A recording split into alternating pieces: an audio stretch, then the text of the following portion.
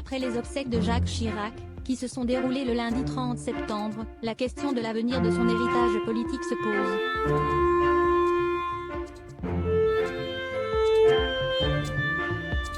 Gardienne du clan, qui a cadré la communication autour de sa santé, Claude Chirac reprendra-t-elle les rênes?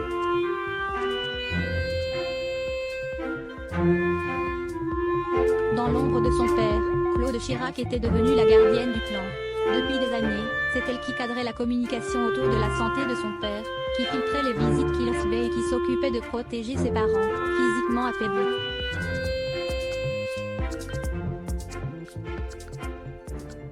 Après l'annonce de la mort de Jacques Chirac, le 26 septembre dernier, sa fille cadette a géré ses obsèques.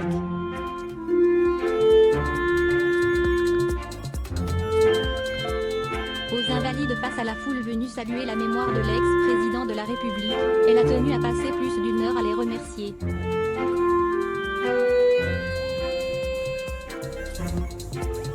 Un comportement que certains décrivent comme héritier de celui de Jacques Chirac.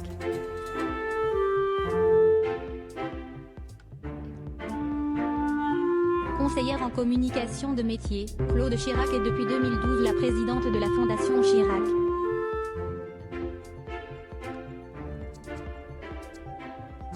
Mais elle l'a aussi secondé durant de longues années en politique.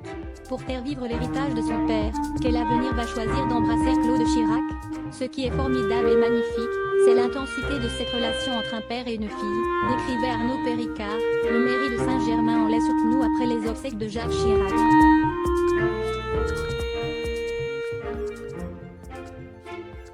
En plus dans un contexte qui est un contexte politique, où c'est compliqué de garder une relation qui n'ait pas été amochée dans le temps.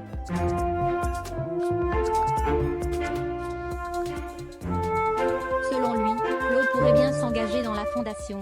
Un bon moyen pour elle de perdurer l'œuvre de son père en la faisant rayonner à travers le monde.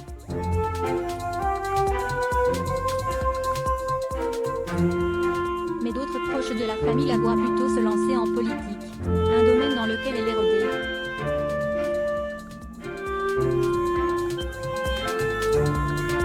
En 1989, elle avait rejoint son père maire de Paris pour l'épauler dans sa communication avant de devenir officiellement conseillère en mai 1995, un poste